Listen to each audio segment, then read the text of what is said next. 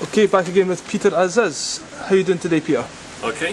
Okay, so we're here at a place called to do a workshop on point holding. Can you explain what point holding is?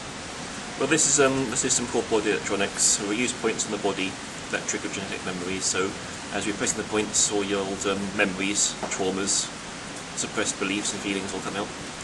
So you're saying that you have thoughts and they kind of get stored in the body? Yes. So how does that process happen? Well, every thought or experience you have creates an electrical signal that actually goes right through the DNA of the whole body. Because the DNA is this coil which then twists back on itself, goes down and up again. The resultant wave inside has no direction, it's what we call a scalar wave. So every memory that we haven't yet fully experienced is stored as a scalar wave in every DNA molecule within the body. Every memory that we haven't experienced? Yes, when something happens to you and you don't yet subconsciously experience it fully mentally, with full presence, it's still stored there. Okay, so that's what you mean by suppressed then? It's like, well something's happening... Everything you experience and think creates the wave. What happens when you experience it consciously, it's gone through the brain. Now, in between the two hemispheres of the brain, you have this structure called the corpus callosum that's in the shape of a Mobius strip. Any wave which goes around that Mobius strip goes through 180-degree phase change and cancels out the waves stored in the coil. Therefore, once you experience something fully, it's no longer stored in the body. Okay. So, what emotions are stored where in the body? First of all, on the bottom up, the lowest emotion stored at the gonads is unconsciousnus. That can mean any time you've blanked out, gone numb, taken anaesthetics, anything like that. The spleen stores apathy. The adrenal, solar plexus and pancreas stores grief. The thymus stores fear. The thyroid stores anger. The pituitary stores pain. The pineal gland simply resonates with enthusiasm, which means when that's working there's no resistance.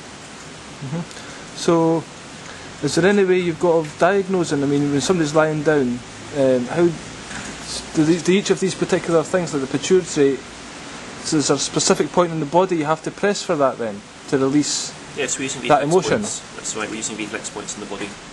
Can you go into that in a bit more detail? Like, how do you look in the iris? We look at the iris, right. so we use iris diagnosis to see which glands have got lesions in them, and then we know those can store certain emotions.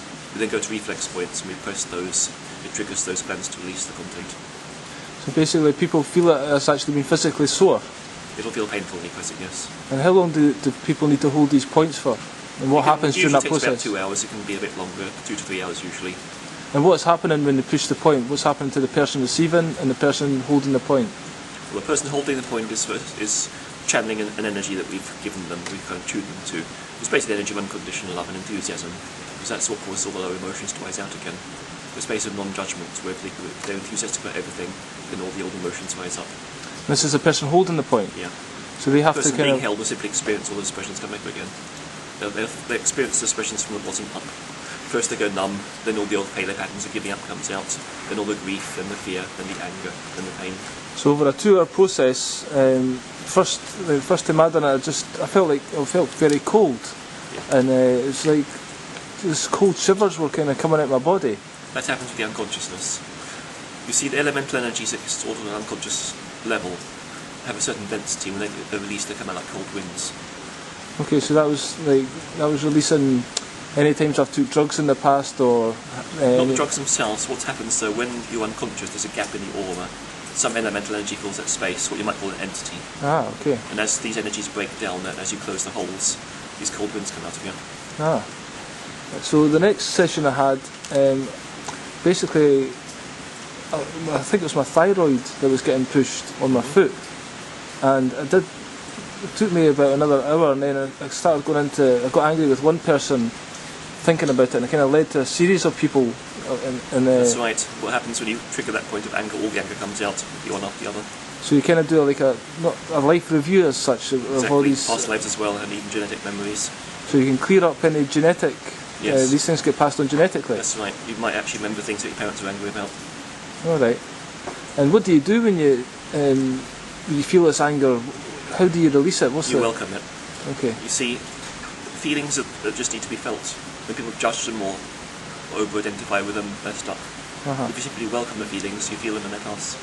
Okay, so it's like going into them and it's exploring just welcoming. them.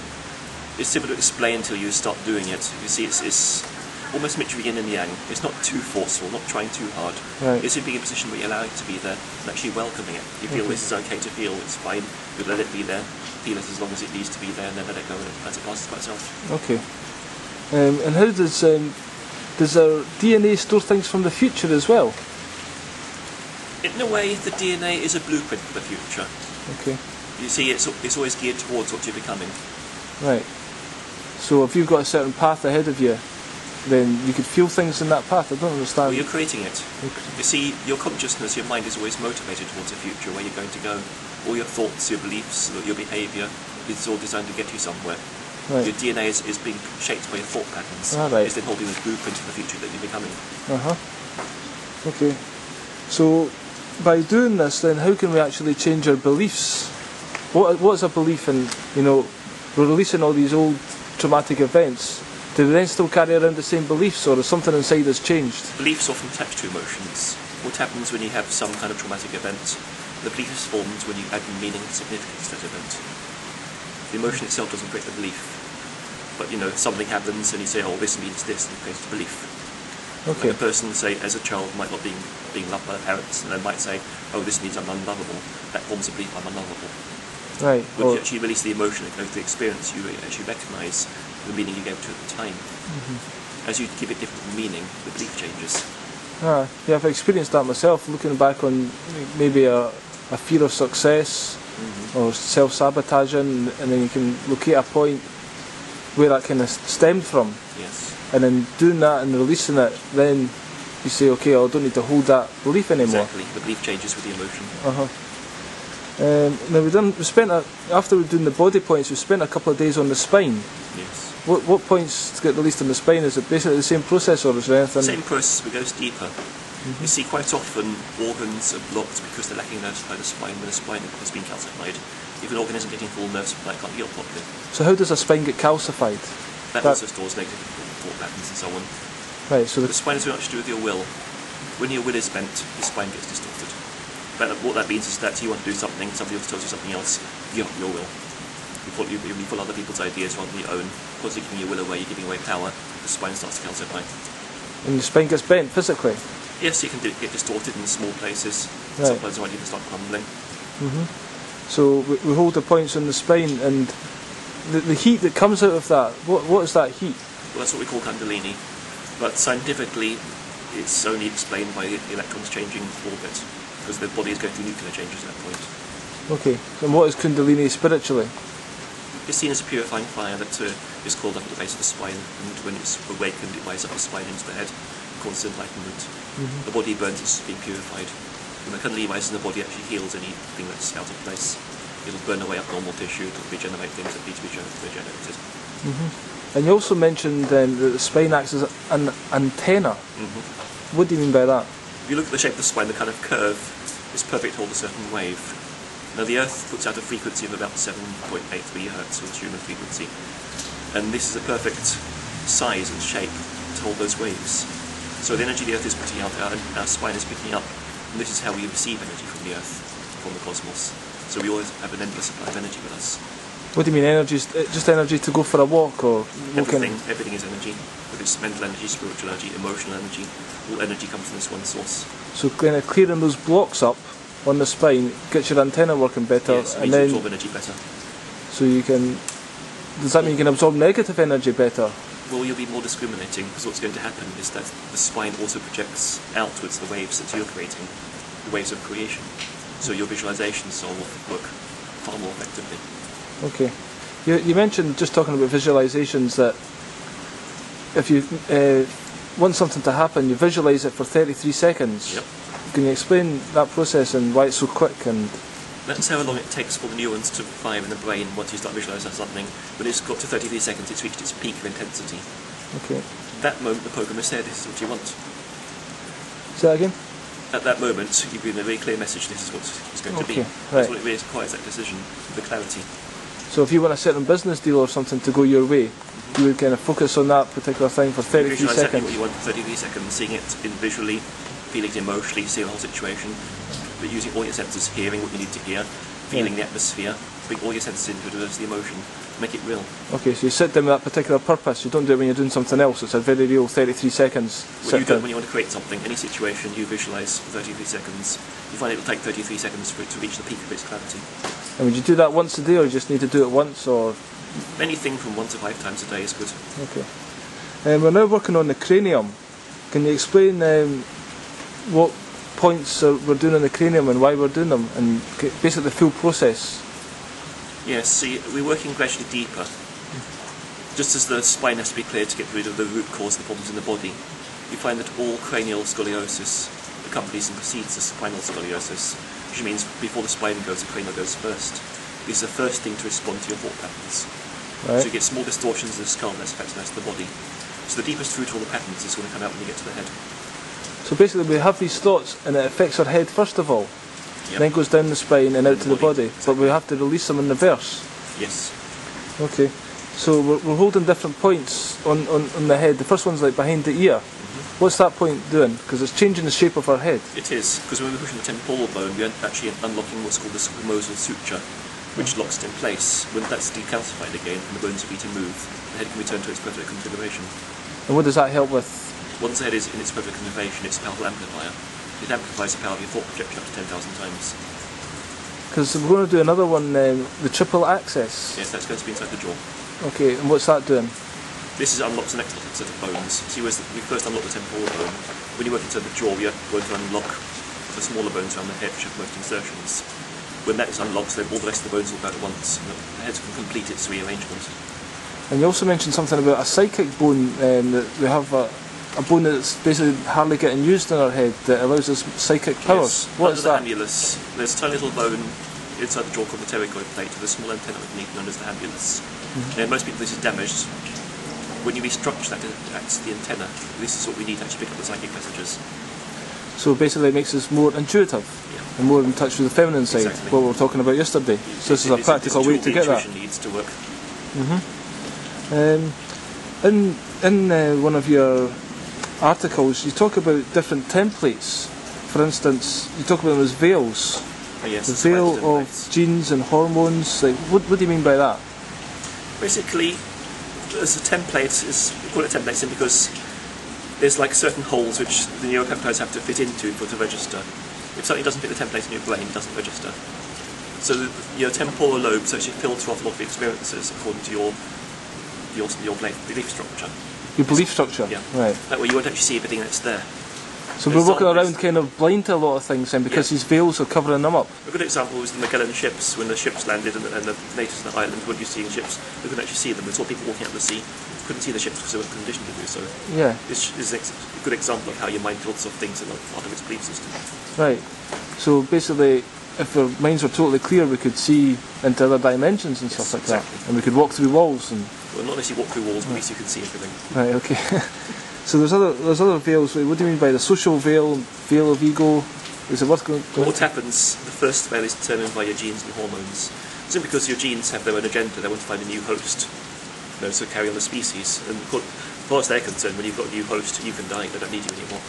Right. So they can kind of affect your behaviour to reproduce. So in women, they might want to make them have children, and they might actually give them a career and everything else, they want to become a mother, and therefore can take away from their own will. With men, they might want to sow their seed fertile as well as become very competitive to be the dominating one. And this actually takes us away from the spiritual principles.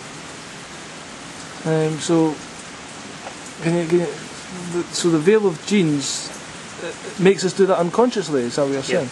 You begin to measure everything from that perspective. You're always measuring, see the men with that veil is strong, they're always trying to be the top, the leader basically, the leader of the pack. Therefore they're measuring everything in this competitive way, seeing who's the strongest. And even the business about having the biggest desk, the biggest car, whatever, it's like people want to have the most, and everything is measured this way. You're not actually seeing truth at that point, because everything is measured through this one filter. Okay. And what about the social veil? How does that process work? Well, basically, once you form a society, it's there to keep people safe from chaos. What that means then is that once that is formed, the society will maintain itself at their expense.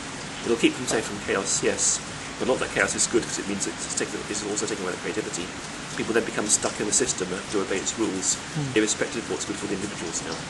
So basically we're all living our lives just now then, a lot of people, and we're all doing the jobs, and we all think that's serving society, but in reality, we're not observing society correctly.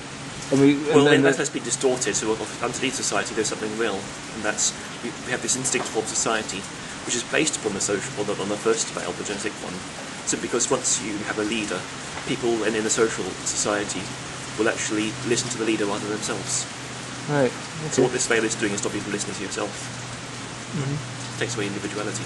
Okay. Right. What about the veil of ego? Again, ego is formed through this competition. When one person has to be the best, then people measure everything by that standard, and then ego gets really strong. Everybody's comparing who's the best, who's the worst, and so on, and actually seeing what's real. And what's real is we're all unique, individual people with all... Everybody's got different skills. There are really no better than's. So the media can use that to manipulate people. Yes, it's often used as manipulation. And the veil of power, what's that? What that means is that people have now based power on these standards.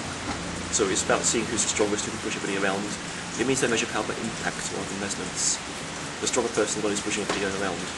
Actually in magic that doesn't work at all. We need to change it if you want to work magic. Because in magic the power is in resonance. Resonance, right. It means it's all about vibrations changing each other. Okay. Like right now, this whole space is filled with all the love the goddess has for you, all the love your higher self has for you. Now your present resonance determines how much of that love you can receive. Right. You can't force the goddess to love you more because you really love you totally. So you can't force anything. If you change your resonance, it changes what you receive from the goddess. Right, so basically if you're trying to, not manipulate, but you're trying to get a group of people to go a certain way, you try and be forceful with them and show your power and lead them. You want to use the magic of resonance. You basically have to get in tune with them and lead them by showing example. And what you actually discover is that what you're creating is nothing to do with other people. Right. You think you have to force those people to do something for you, but actually if you simply receive the vibrations of the goddess, you get everything you want. It might happen in a totally different way from what you expected, but this is how magic works. So sometimes people might do it by accident one time and then try it a different way, and we really need to understand that concept then. It is about learning to receive partly, which means being vulnerable. Right, okay. See, when you're being forceful, you're not vulnerable. You have to be aware, you have to be vulnerable. Okay. And happiness, what's the veil of unhappiness? It's actually a survival instinct to be unhappy, because when you're happy, you're not on your guard against danger. Okay. You might have noticed sometimes you might be looking happy until somebody walks in who's going to ask you for something. You quickly put him a miserable face so he doesn't ask you too much. So people don't go around showing their happiness because more might ask of them. They get used. They see happiness as a weakness. Therefore, for survival, people stay miserable to survive. And they always tell each other their woes. Yeah. So don't burden me anymore, I've got enough on my plate. That way, it's hard to create happiness if there's an instinct not to be happy. Yeah.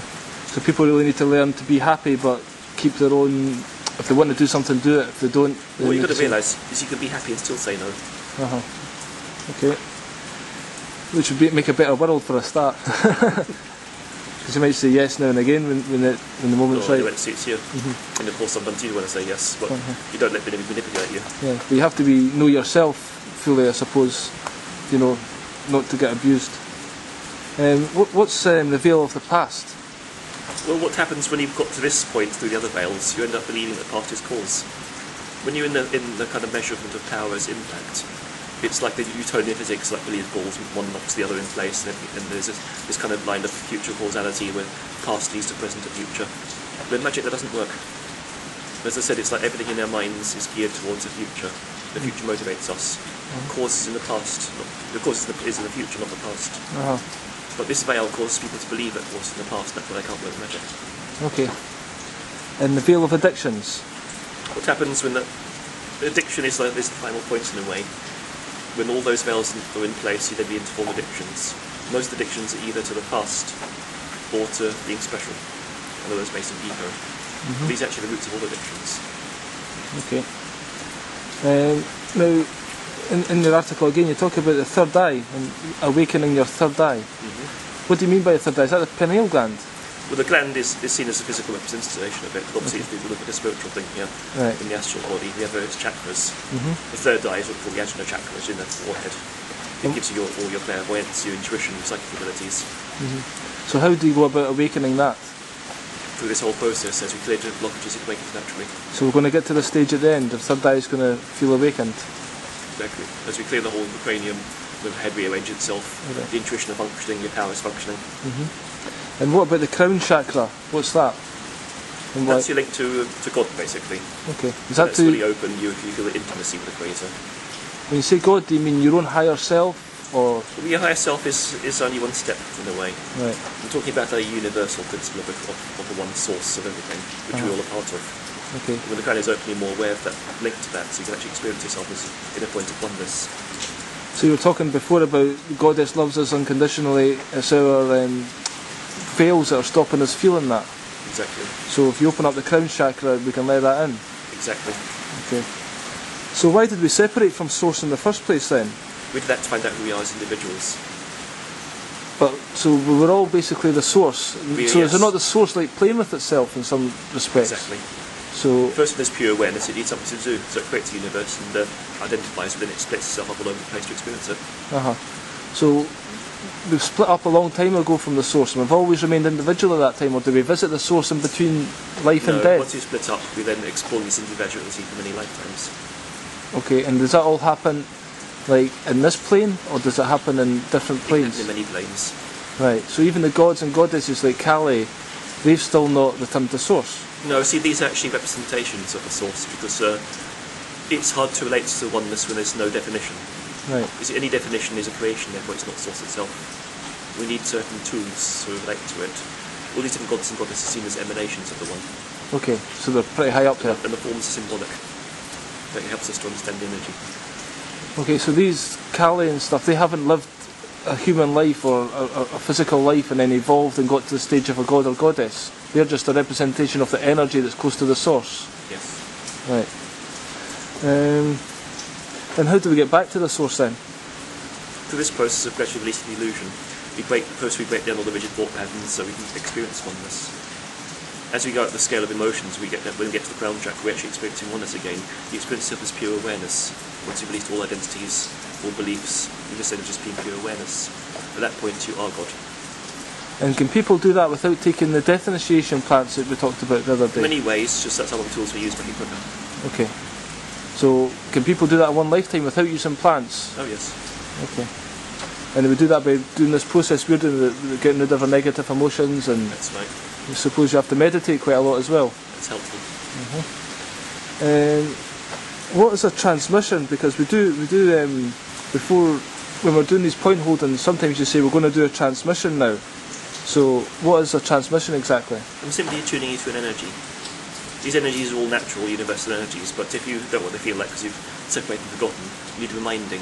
Once you put the energy into you and you can feel it, so you can then access it yourself. To be honest, I'm not very consciously aware that, I mean, you say like, remember Shiva, because Shiva's going to help us. And you're doing a transmission. I'm not really consciously aware of a transmission You only happening. have to pray into it, it's setting your intention. It's showing your willingness to receive.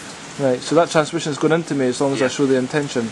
Basically, I'm doing the work of tuning you, so eventually you can feel it. Okay. So which particular transmissions do you give in the course? Many. Can you give us 2 or 3 examples? Okay, there were a couple of traditions of calling upon here. First of all, there's Tumo, which is an old Tibetan art of fire yoga, which raises the Kundalini in stages, because this sacred fire is what can totally purify the body. I'm also working with an energy, again myself from a sadhana of Tripura Sundari, who governs the Sri Yantra, because this energy represents the basic divine blueprint of how the universe was, how you were in your divine state before you had any karma. It kind of reminds you what perfection is like, so you can actually move towards that again. Was that the picture you gave us? That's right. That was quite fascinating, because you said if you've got a tomato that's been GM modified, you can look at the picture and then kind of put the energy on it, and it'll actually heal its genes. So it'll repair it. Yep.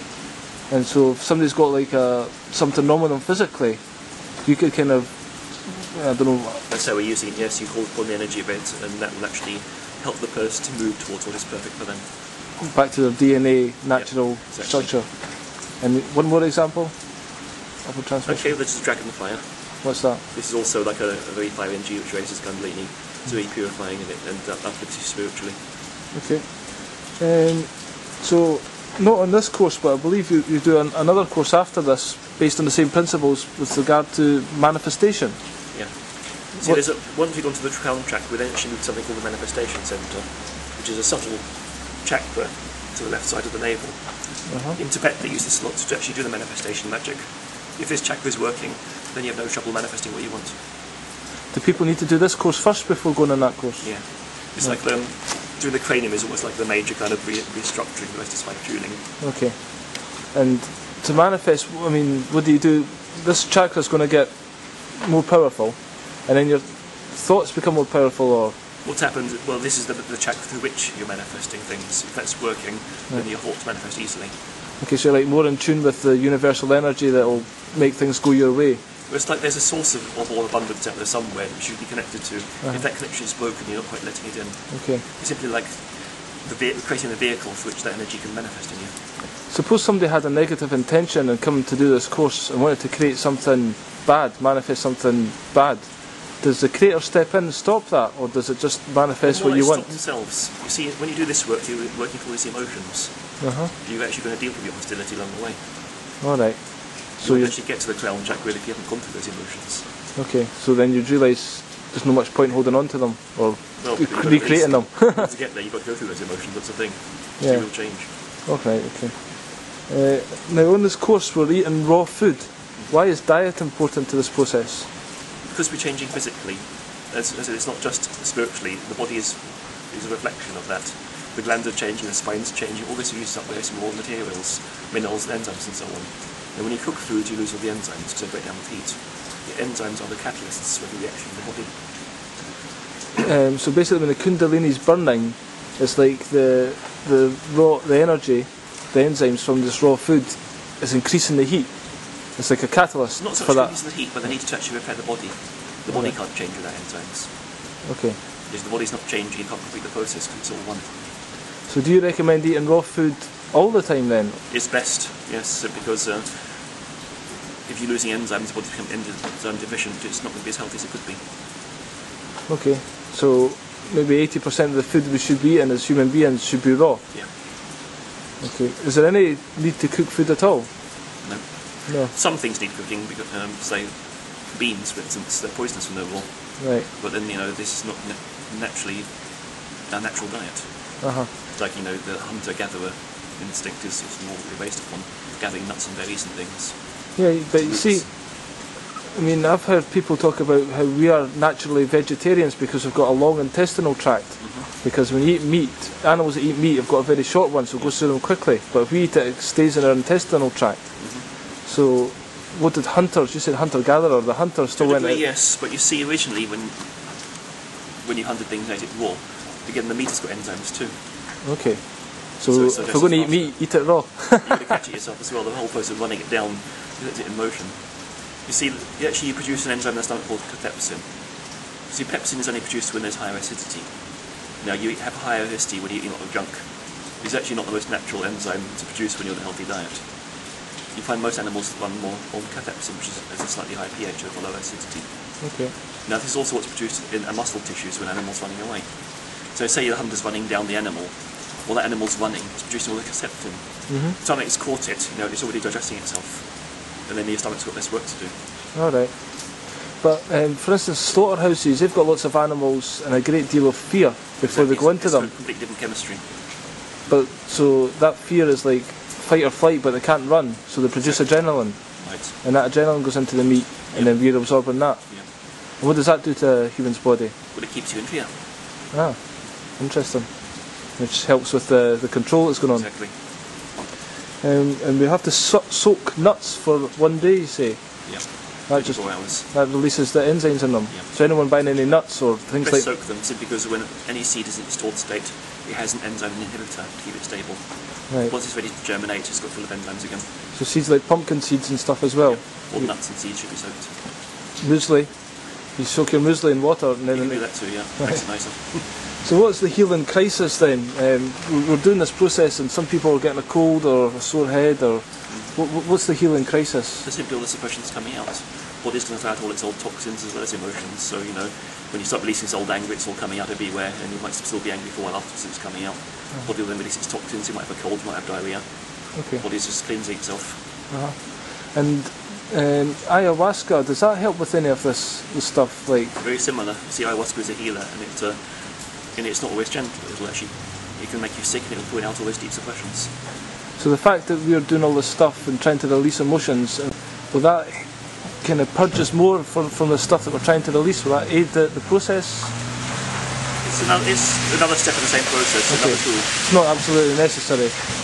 No, this work in itself is complete. But Okay. there's no harm in trying a few other tools in between. The mind gets bored of one thing, wants to try something else sometimes, and it's always good to have another angle. Okay.